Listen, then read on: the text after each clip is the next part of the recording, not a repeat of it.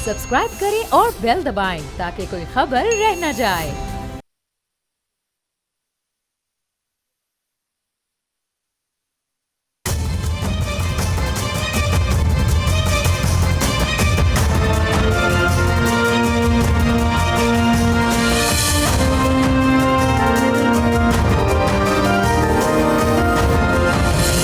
अस्सलाम वालेकुम, आप देख रहे हैं बोल्ड रिपोर्ट्स और मैं हूं बतूल राजपूत। पिछले कई हफ्ते से हम डिस्कस कर रहे थे जंग का मंजरनामा जो कि पाकिस्तान की इंटरफेरेंस की वजह से बहुत एक अमन में तब्दील हो गया, लेकिन अब हम डोमेस्टिक इश्यूज़ की तरफ वापस आ रहे हैं और ये एक अच्छी खबर है कि अब हमारी तवज्जो इंक्लूसिव इश्यूज़ के ऊपर भी होगी।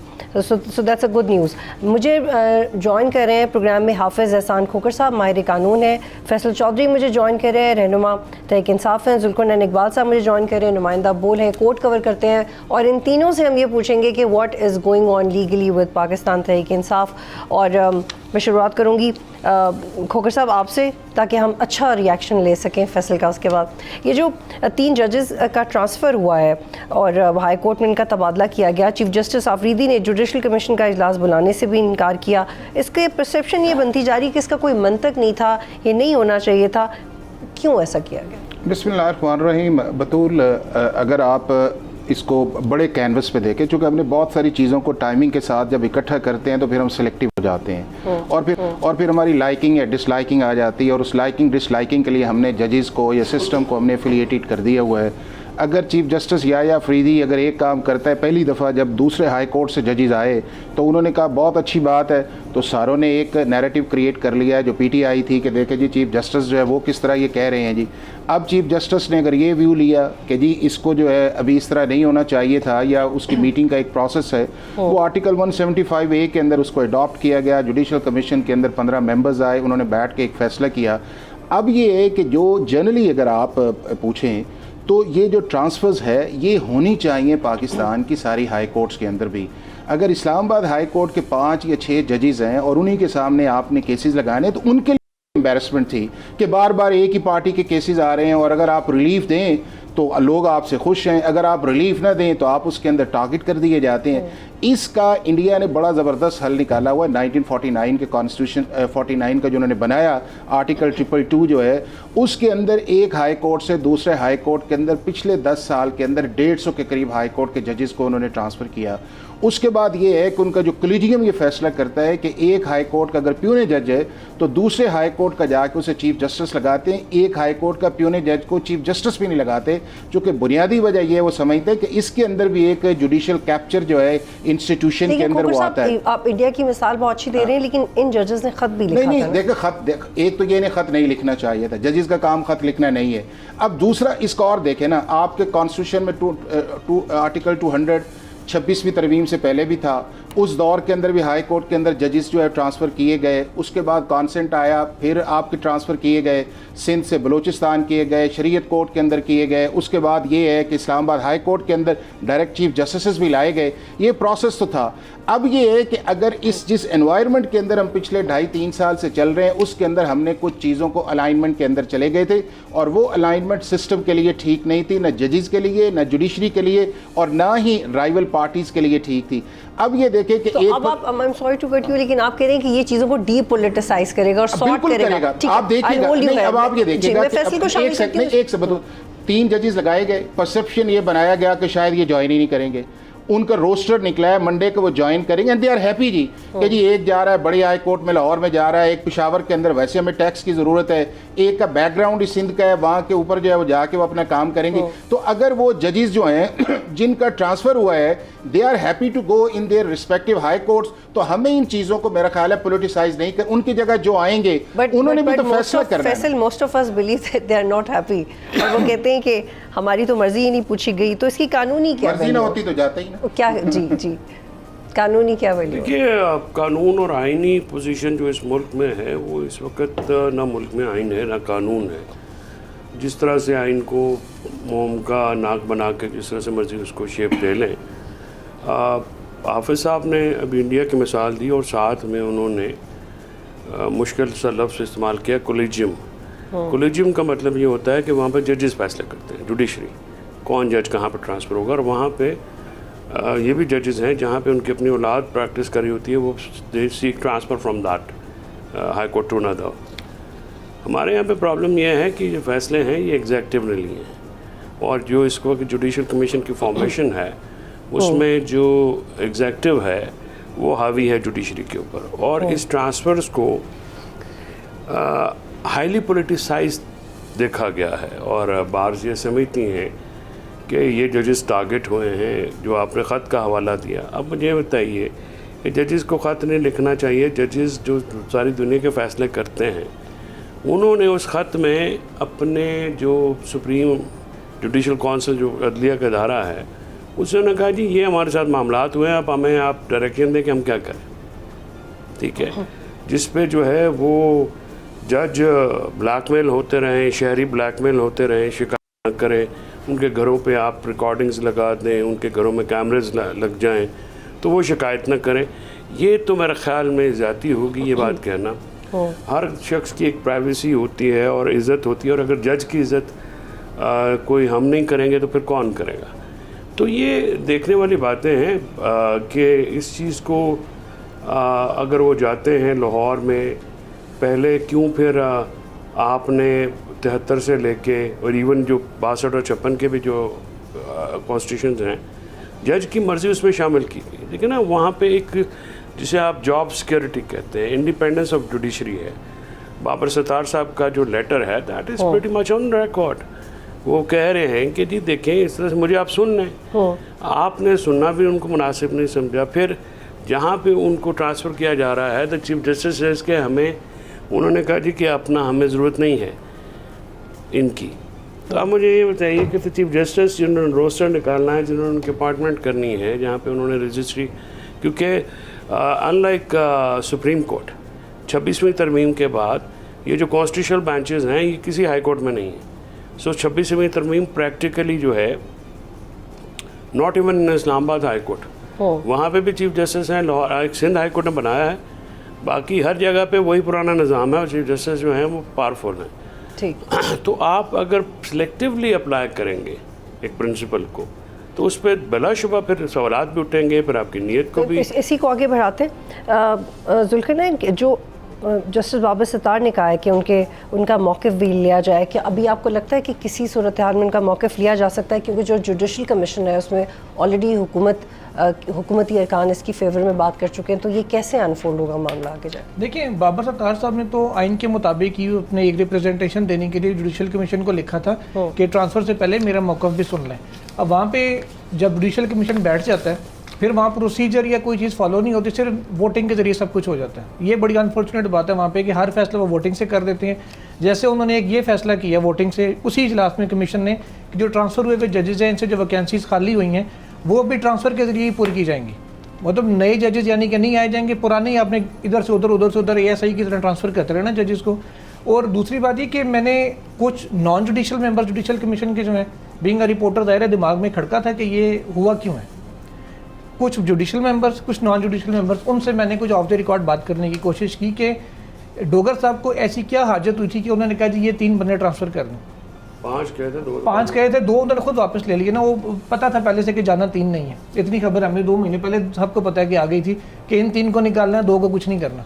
5 नाम आए उजत के तौर पे, 2 वापस ले लिए, 3 आ गए। वो ऐसी क्या हाजत पेश आई थी कि इन 3 को यहाँ से भेजना है, वो आज तक ऑन रिकॉर्ड कोई चीज़ सामने नहीं आ सकी। ना कोई ना जुडिशल मेंबर को अब तक जिनसे बात हुई है वो आप जवाब दे सकें इसका कोई ठोस जवाब कि क्या ऐसी वजह थी सॉलिड क्या हो, ना नॉन जुडिशल मेंबर दे सके। सब ये कहते हैं समझ से बालातर है कि नाम क्यों दिए गए। ये तो कह सकते हैं जुडिशल कमीशन को जी कुछ जजेस को ट्रांसफ़र करने, कमीशन फिर देख लेगा किसको क्या करना है। जैसे एक और चीज़ बड़ी अजीब सी इससे पहले हुई थी जब आइनी बेंचेस होते थे सुप्रीम कोर्ट में, तो अमीनुद्दीन खान साहब ने एक दिन being a member of judicial commission और head of the constitutional bench, उन्होंने कहा जी मुझे फलां जज मुझे दे दें आइनी बेंच के लिए। उस पर कमीशन के अंदर एतराज़ भी किया था बाज़ जजेस ने। उन्होंने कहा कि आप ये तो कह सकते हैं कि मुझे 4 जज और दे दो, 5 जज और दे दो, मैं 2 बेंच बना लूँगा।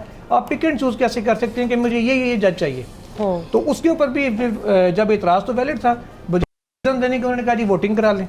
अब वोटिंग से फिर आपकी जब मेजोरिटी है फिर अब करते रहे जो लेकिन मर्जी। ये जो खोकर साहब ये जो कंसेंट का मामला है इस पे थोड़ा क्लियर करेंगे। वो जहाँ तक मेरी अंडरस्टैंडिंग है, I read about this article, consent is always there, आप ट्रांसफर कर सकते हैं but you got to speak to the person कि वो जाना भी चाहता है। अच्छा बतौर ये है कि तीन चीजें हैं। मैं तीन सिर्फ वो एक खत्म कर दिया। हाफिज साहब इसका तसल्ली से जवाब देंगे। मैं- Just adding one thing. मैं तीन चीजें आप अगर बताता हूं। रीजनिंग नहीं सिर्फ अगर देंगे वो हाफिज साहब, जी सर अगर रीजनिंग ही नहीं देंगे, what are the reasons for the transfer? As a Supreme Court bar member of the Supreme Court bar, as a Islamabad High Court member of the high court, I want to know, मेरे वो जजेस हैं कि आपने उनको transfer किया, okay आइन देता है आप करिए, give me the reasons please. अच्छा, तीन चीज़ें जो हैं जी, नंबर वन ये है, इंडिया के अंदर अगर कोलिजियम फैसला करता है, वो उनके कॉन्स्टिट्यूशन में नहीं लिखा हुआ, लेकिन कोलिजियम एक फैसला करता है कि जिससे एक जज को दूसरी जगह ट्रांसफ़र करना, या उसके बाद ये है कि और उसका नोटिफिकेशन जो है वो डेफिनेटली फिर अल्टीमेटली प्रेसिडेंट ऑफ इंडिया करता है, और उसके बाद प्यूने जज को दूसरी जगह लगाना जो है, इंडिया के अंदर किसी जगह कॉन्स्टिट्यूशन के अंदर जो कॉन्सेंट है उसका होना ज़रूरी नहीं है, जज को उसकी कॉन्सेंट के बगैर किया जाता है। दूसरा ये है कि जब आपने उसको ट्रांसफ़र कर दिया तो उसके पास एक ही ऑप्शन है, वो है राइट ऑफ रिप्रेजेंटेशन जो है, कोई एक लेटर डाल सकता है कि जी मुझे रीजंस बता दी जाएं या मैं नहीं जाना चाहता। बट अगर कोलिजियम ये फैसला करता है कि लेकिन हम वो एक अलग प्रोसेस नहीं, है। मैं कि वो अगर फैसला करता है कि हम इसे नहीं इसकी रिप्रेजेंटेशन को मानते, तो उसे वहाँ पे जाना पड़ता है। अब आ जाते हैं पाकिस्तान के कॉन्स्टिट्यूशन के अंदर, 27वीं तरमीम के अंदर आपने एक जुडिशल कमीशन बनाया, उसके अंदर आपने आर्टिकल 200 का एक प्रोसेस डाला, उसके अंदर जज के पास ये कोई इख्तियार नहीं है कि वो लेटर लिखे कि मुझे सुना जाए।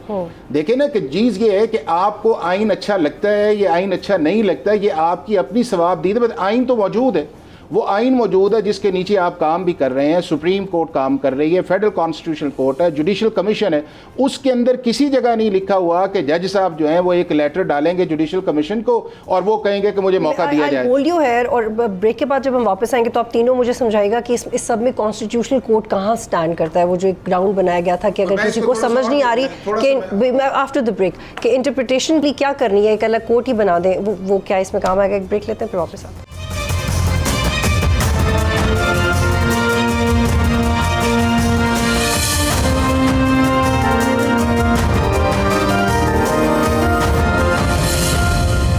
प्रोग्राम में खुशामदीद, मेरे साथ बहुत लर्न पैनल है और हम बात कर रहे हैं कि इस्लामाबाद हाई कोर्ट के 3 जजेस की ट्रांसफ़र का मामला क्या कॉन्स्टिट्यूशनल कोर्ट में जा सकता है, क्योंकि इससे पहले जब जस्टिस डोगर की अपॉइंटमेंट हुई थी तो तब भी सीनियरिटी का सवाल उठा था और फिर वो मामला कोर्ट में भी गया था। तो फैसला आप मुझे बताएं प्रिसाइजली, फिर मुझे इमरान खान के केसेस पे आने, क्या आप समझते हैं कि ट्रांसफ़र का मामला जाएगा कॉन्स्टिट्यूशनल कोर्ट पे और फिर ऐसी इंटरप्रिटेशन होगी कि सब का कंसेंसस हो आई जाएगा? डोंट थिंक सो, मेरा नहीं ख्याल कि कोई जजेस जो है जो कि वो लेके जाना चाहेंगे, they are joining I think respective high courts, जाए तो हाई कोर्ट के रहेंगे ना जी, जहाँ पे भी जाएंगे, और किसी दूसरे स्टेशन पर जाएंगे, हम मुख्तलिफ एरियाज़ के मुख्तलिफ केसेस होते हैं, उनके मिजाज होता है, मुआशरा होता है, तो आई थिंक बड़े यंग हैं सारे, तो it is good for them कि वो जाएंगे और ये सारे मामले करेंगे। तो FCC में जाने को तो जाया जा सकता है, कोई भी जा सकता है, बट आई डोंट थिंक ये it will end up there,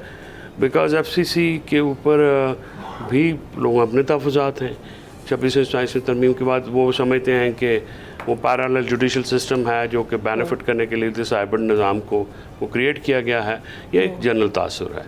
तो आई थिंक FCC में ये चीज़ अगर नहीं जाएगी, I don't see it going, क्योंकि आज भी वो सुप्रीम कोर्ट में वो की है एक पिटीशन किसी ने, वो उसको हम ये कहते हैं वही गोंगलों तो मिट्टी चढ़न वास्ते कि जी बार ने वो कर दिया, बारें भी कुछ नहीं कर रही, साफ़ती तंजीमें भी माशाल्लाह कुछ नहीं कर रही, तो इतने सत्य खैरन है।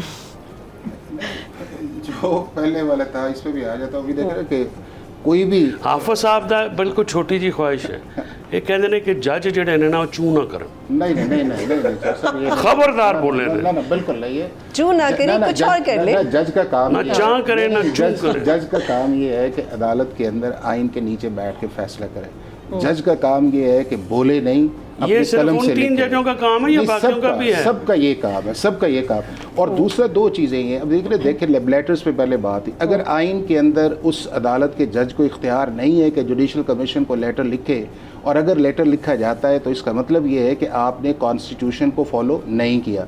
दूसरा ये है कि जब आपको जुडिशल कमीशन के पास ये है कि वो बुलाए या ना बुलाए, जुडिशल कमीशन ने नहीं बुलाया।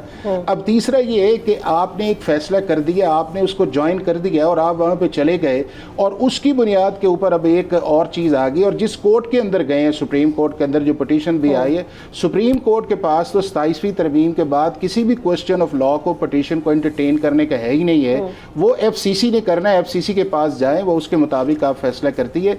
लेकिन बुनियादी मैं समझता हूँ चीज़ ये है कि जितनी बतूल 10, 12, 15 साल से जुडिशरी के अंदर एक जुडिशल ओवर रीच था या एक ऐसा एलिमेंट क्रिएट कर दिया गया था कि हम गवर्नमेंट बनाते भी हैं, गवर्नमेंट गिराते भी हैं, प्राइम मिनिस्टर को हम भिजवाते भी हैं घर, उनको हम सस्टेन भी करवाते हैं, उनकी परमानेंट डिस्क्वालिफिकेशंस भी करते हैं और 3 जज बैठ के जो है पूरे पार्लियामेंट के फैसलों को बिल्डोज कर देते और कहते कि हमने किया ना, और कई चीफ जस्टिस के जजेस की ऑब्जर्वेशन आई। तो ये भी अदालत का काम नहीं है कि इस तरह करे। अब उस फैसल इसमें क्या है, मरकजी अपील एड्रेस हो रही है, सज़ा मुअत्तली एड्रेस हो रही है, but actually nothing is getting addressed. क्यों? What should be done first? It's essentially a political case. ठीक है, it has got nothing to do with law and constitution. और ना ही अदालतें ना ही बार्स इसमें रेलिवेंट हैं और इस वक्त सियासत भी डोमेस्टिकली इरेलीवेंट हो चुकी है। ज़रा वॉर एक आई है, उसके अभी आफ्टर मैथ्स आ रहे हैं। अभी देखिए रात को 400 रुपये तक हो गया हमारा पर लीटर पेट्रोल और ये चीज़ें जब अगले हफ्ते दोबारा रिवाइव होंगी तो उसमें ज़्यादा बढ़ेगा। इंटरनेशनली एक बड़ा हैजान है कि चीज़ें जो हैं वो कंट्रोल में नहीं आ रही। हमारे जो डिप्लोमेटिक सक्सेस है वो कन्वर्ट नहीं हो पा रही यहाँ पे लोकल डोमेस्टिक जो इकॉनमी है उसमें। लोग परेशान हैं, तनख्वाहदार लोग हों या कारखानेदार हों, दुकानदार हों, ताज अपना ज़िम्मेदार हों, तो ये चीज़ें जो हैं ये ज़्यादा मैटर करती हैं। बाकी ये एक मामलात पाकिस्तान में एक तारीख़ है। ये मामलात ना अदालत में हल होने हैं ना कभी हुए हैं। ये जहाँ पे हल होने हैं वहीं पे होंगे। जिस दिन होंगे उस दिन मेरा छोटा भाई खालिद यूसुफ चौधरी बहुत अजीम, आपको पीरज़ादे से भी बड़ा वज़ीर लगेगा, वकील लगेगा। ठीक है, सलमान सफदर अपनी कोशिश कर रहा है बहुत, उसने कोशिश की, वो यही कुछ कर सकते हैं। अब PTI को ये समझने की ज़रूरत है, जो PTI की जो प्रॉब्लम इस वक्त देखें जो परसिस्ट कर रहा है वो है कि PTI में कोई एक डायरेक्शन नहीं है और वहाँ पे कोई ऐसे लोग नहीं हैं कि जो कि वर्कर्स के कंसर्न्स को एड्रेस करके उनको अपने पीछे लगा लें। देखिए जो इस वक्त वर्बल स्पैट्स चल रही हैं सोशल मीडिया पे भी आपने देखा है, वर्कर्स की टोटल जो फोकस है वो इमरान खान की रहाई है। तो अगर फैसल मरकज़ी अपीलें वो सुनना शुरू कर दी जाती हैं और सज़ा मुअत्तली बिल्कुल रद्द कर दी जाती है, फिर आप लोगों के पास लास्ट ऑप्शन क्या है? Would you consult another court? मेरा तो सजेशन बिल्कुल ही डिफरेंट है कि don't push for the fixation of the cases. इस वक्त तो ज़रूरत ही नहीं है। Do not go for that and do some political activity, political acumen. सबसे पहले तो बैठ के आप भी ये फैसला करना है कि क्या अलीमा बीबी ने फैसले करने हैं या इन लोगों ने करने हैं। और मतलब आप कह रही कोर्ट में जाए नहीं, पुश ही नहीं करे हैं।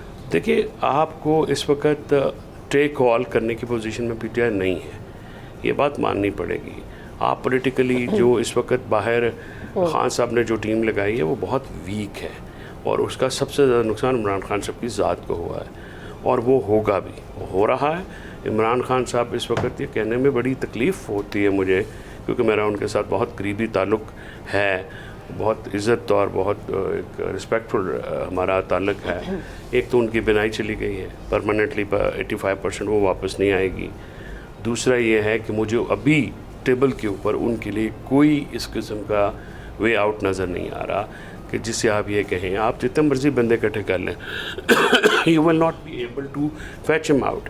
वो जब भी होगा जब आप बैठ के, एक तो आप पब्लिक प्रेशर जो है उसको क्रिएट करने के लिए, देखिए सबका आई am sorry I am taking time, कि प्रॉब्लम तो सबको पता है कि इमरान खान साहब का जो रहाई है या केसेस हैं वो इशू है, बट होता यह है कि आप स्मोक स्क्रीन करते हैं इन चीज़ों को behind the public issues, like महंगाई है, बेरोज़गारी है, गुर्बत है, अनएम्प्लॉय जो इस वक्त बिज़नेस की सूरत हाल है, ये अवामी इशूज़ होते हैं। इसके ऊपर तहरीक बनती हैं तरीके चलती हैं और फिर ज़ाहिर है ये चीज़ें ऑपोजिशन अपना मोमेंटम बनाएगी तो नेचुरली इमरान खान के इश्यूज एड्रेस हो सकते हैं। देखिए ना, जो सबसे बड़ा प्रॉब्लम ये है कि professor have to take a break, फिर हम इसको कंटिन्यू करते हैं, एक ब्रेक लेते हैं, फिर ये करेंगे कि जो ममनुआ फंडिंग केस है उसमें भी इमरान खान को मरकजी मुल्ज़िम नामजद किया गया और ये कैसा सियासी केस था, इसको मैं सियासी इसलिए कह रही हूँ कि इसमें मुख्तलिफ पॉलिटिकल पार्टीज़ के हवाले से भी यही शिकायत थी, but the process regarding PTI was particularly taken up और फिर एंड देन स्लो डाउन। इस पर बात करते हैं ब्रेक के बाद।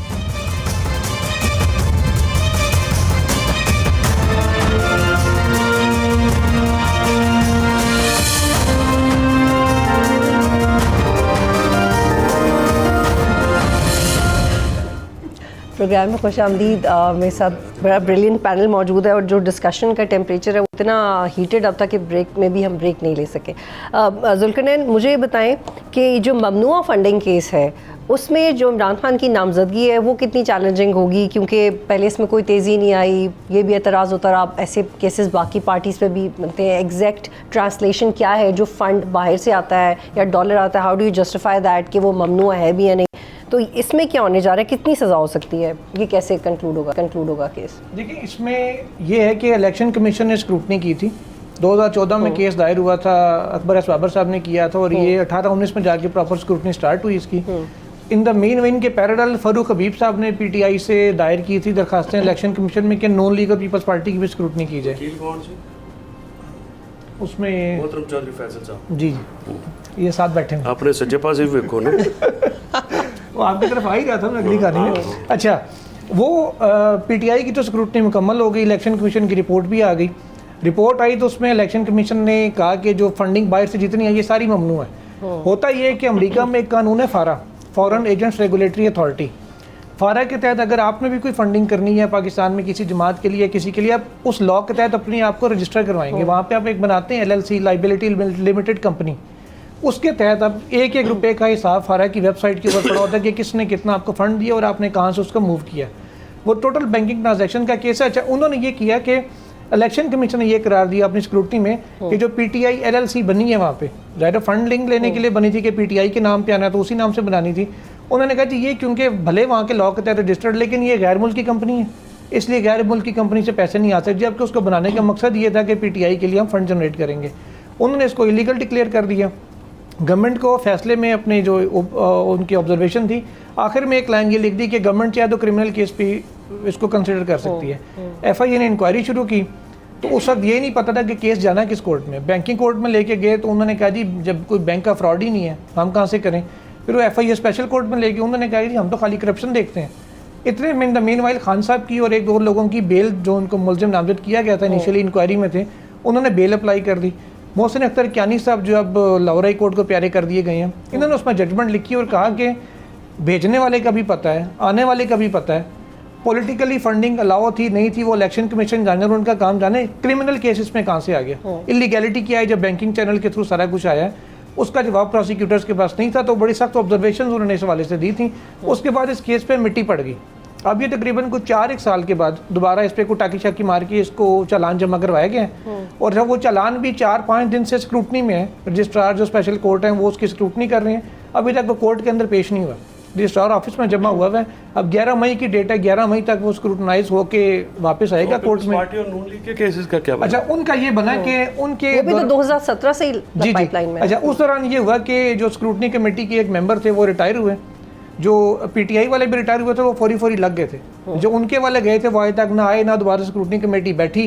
मैं 2-3 अरकान से अक्सर पूछता रहता हूँ तो वो कहते हैं यार हमें छेड़ा तो ना करो तुम। तो मैं आपको बता दूँ ये LLCs पीपल्स पार्टी की भी हैं, नून की भी हैं, UK में भी हैं और वहाँ पे भी, और सब ने फॉरेन फंडिंग ली हुई है, उसका पूरा रिकॉर्ड है। जो पीपल्स पार्टी है उसने तो माशाल्लाह पाकिस्तानी सफारत खाने में फंक्शन किए और वहाँ से भी पैसे लिए और वो जो केसेस हैं वो कभी भी नहीं लगे। वो उनकी जो स्क्रूटनी है वो कभी नहीं हुई।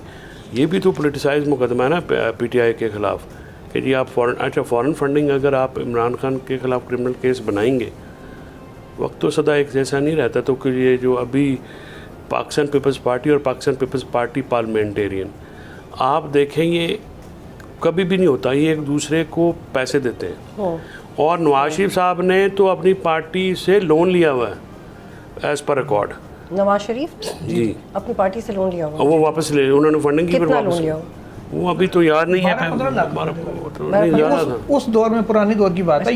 ये सारा रिकॉर्ड उन्होंने पनामा केस में जमा कराया था अपने टैक्स रिटर्न्स में। ये हुआ ये था कि ये हनीफ अब्बासी वगैरह ने इसको चैलेंज किया। शाकिब निसार साहब ने उसमें फारा का बहुत ज़्यादा, क्योंकि I was also part of that case Anwar Mansoor Khan के साथ, तो एक लंबी चौड़ी बहस हुई। तो उसमें उन्होंने ये डिक्लेयर करके कि ये कोई इलीगल या वो नहीं है, बहरहाल वो फंडिंग है वो इलेक्शन कमीशन देख सकती है क्योंकि उनका इख्तियार है। ठीक। वो सुप्रीम कोर्ट ने ये डिक्लेयर किया। तो उसके बाद जब ये मामला गड़बड़ हुए तो फिर इलेक्शन कमीशन ने उसको वो ये किया। ये इंटरेस्टिंग बात ये है कि पीटीआई के खिलाफ भी इलेक्शन कमीशन की स्क्रूटनी कमेटी की रिपोर्ट आ चुकी है। उसको हाई कोर्ट ने कहा था ये अभी आपका फाइनल ऑर्डर नहीं है, सिर्फ स्क्रूटनी कमेटी की रिपोर्ट है। अब आपने उनको शो काज करके, लॉ के तहत इलेक्शन एक्ट के मुताबिक आपने पीटीआई को शो काज करना है, वो इस पर जवाब देंगे, फिर आप अपनी फाइनल जजमेंट देंगे जिसमें फंडिंग जब्त करने का ऑर्डर होगा, कुछ होगा। अभी तक वो प्रोसीजर भी नहीं हुआ, इसको भी कई साल गुजर गए। ठीक, हाफिज़ साहब प्रिसाइजली इस पर जवाब दीजिएगा। फिर शेर अफजल मरवत ने जो केस बनवाने की दरख्वास्त की, आफरीदी साहब उस पर आते हैं, ये आपको लगता है कि ये पीटीआई के, मैं आपको भी इसमें पूछना चाहती कि पीटीआई के लॉयर्स भी इसमें थोड़े सुस्त रवि का शिकार हो गए थे, दलाल देने में बार बार वक्त मांग रहे थे? दो बड़े मेजर केसेस हैं जो पीटीआई के बड़ी देर से चल रहे हैं। एक उनका पार्टी का इलेक्शन और दूसरा ये फॉरेन फंडिंग का केस जो है, ये कई सालों से चल रहे हैं। और मैं ये समझता हूँ कि इसके अंदर पॉलिटिकल फेलियर भी है और लीगल फेलियर्स भी इसके अंदर आता है कि अगर आपके पास ये दोनों इतनी बड़ी देर से चल रहे हैं तो आप इसका फैसला करवाएं। और ये दोनों केसेस ऐसे थे कि जब पीटीआई गवर्नमेंट के अंदर थी, उन्हीं के दौर के अंदर ये इलेक्शन कमीशन भी था, उन्हीं के दौर के अंदर ये सारे जो इनका इलेक्शन का इशू था वो नहीं करवाया इन्होंने, उन्हीं के दौर के अंदर ये फॉरेन फंडिंग का था। अब दो इशू बड़े वाज़ेह है। एक ये है कि पाकिस्तान के आइन के अंदर जो आर्टिकल 17(2) है या इलेक्शन एक्ट का 200 से लेके 214 तक है कि कोई भी इलेक्शन की पॉलिटिकल पार्टी अगर रजिस्टर्ड है वो बाहर के मुल्क से फ़ॉरेन फंडिंग नहीं ले सकती, और अगर फ़ॉरेन फंडिंग लेती है और उसको डिक्लेयर नहीं किया जाता है एज ए फ़ॉरेन फंडिंग के तौर पे और एक सर्टिफिकेट पार्टी हेड जमा करवाता है सेक्शन 200 के नीचे, और अगर उस एफिडेविट की वायलेशंस निकल आती है तो ना सिर्फ उसके ऊपर डिस्क्वालिफिकेशन लगेगी, ना सिर्फ उसके ऊपर क्रिमिनल प्रोसीडिंग्स होगी, बल्कि पार्टी जो है वो बैन कर दी जाती है। आपका जवाब आ गया। एक और सवाल है कि आपने सोहेल आफरीदी के खिलाफ जो नायली की दरख्वास्त दी, उन्होंने कहा चूंकि उनको इमरान खान ने नामजद किया है, वो कन्विक्टेड है तो उनको भी नायल हो जाना चाहिए। उन्होंने नवाज शरीफ के माजी का हवाला दिया। उन्होंने कहा नवाज शरीफ जब जेल में थे, जेल से उन्होंने सेनेट के टिकट जारी किए, इमरान खान ने इसको चैलेंज किया, इवेंचुअली वो रिवर्स हो गया। तो ये मरवत साहब ने मिसरीड किया है शाकिब निसार साहब वाला फैसला। नवाज शरीफ साहब ने जब सेनेट के टिकट जारी किए उससे वो जेल में नहीं थे, वो डिस्क्वालीफाई हो चुके थे सुप्रीम कोर्ट से। वो पनामा वाले केस में 62(1)(f) लगा था, वो स्टिल पार्टी हेड थे उस वक्त तक, क्योंकि उस वक्त तक कोई पाबंदी नहीं थी कि डिस्क्वालीफाइड शख्स पार्टी हेड नहीं हो सकता। उस फैसले में पाबंदी लगी थी और मियाँ साहब के जारी करदा टिकट कलअदम करार दिए गए थे। सारी जो नून लीग के वो बगैर टिकट लेस हो गए थे उस फैसले के जरिए। वो क्योंकि मियाँ साहब पार्टी सदर थे तब, अब खान साहब पार्टी सदर नहीं है, पार्टी के चेयरमैन हैं इस वक्त बैरिस्टर गौहर, तो प्रैक्टिकली टिकट उनके दस्तखत से जारी हुआ जिसको भी हुआ। केस भी मैंने किया था, जुल्फकार भुट्टा केस है। So you're partner in crime almost in every case. नहीं, इसमें ये मरवत साहब मिसकंसीव कर रहे हैं। इशू ये है कि उस केस में दो चीज़ें थी। फ़रोग नसीम साहब थे और मैं, हम नसीम शेख रशीद के वकील थे, हाँ मैं भी उनके साथ था। उसमें जो मेन केस और भी हमने किया था जी, मेरिट सुनने जिस तरह आज हो रहे हैं वैसे मेरिट ही होता है, सेम मेरिट। उसमें ये हुआ था कि उस वक्त जो नून लीग का, आप सब सुन लो ना, ਅਸੀਂ देखो ਤੁਹਾਡੀਆਂ ਕਿੰਨੀਆਂ ਗੱਲਾਂ सुनते हैं। वहाँ पे नून लीग का जो अपना आइन है उसमें ये था कि कोई कन्विक्टेड पर्सन हेड नहीं रह सकता, और उसके तहत ये नून लीग का आइन भी कहता था और पाकिस्तान के आइन के मुताबिक भी इंटरप्रिटेशन हुई थी। ये जो जुल्करनैन ने बात की है ये वहाँ पे बड़ा मेजर बात थी कि अगर वो तो इमरान खान साहब, अब इमरान खान साहब क्या पीटीआई एज ए पार्टी भी कोई नहीं है, वो तो अब बैन इन्होंने किसको करना है भाई, वो पार्टी होएगी तो बैन करोगे। ठीक है, बहुत बहुत शुक्रिया, बहुत इंटरेस्टिंग बात कर रहे थे आप। बहुत शुक्रिया प्रोग्राम में ज्वाइन करने के लिए। खोकर साहब इसको कंटिन्यू करेंगे इंशाल्लाह आगे प्रोग्राम्स में। आज तक के लिए इतना ही। प्रोग्राम देखने का शुक्रिया। अल्लाह हाफ़िज़।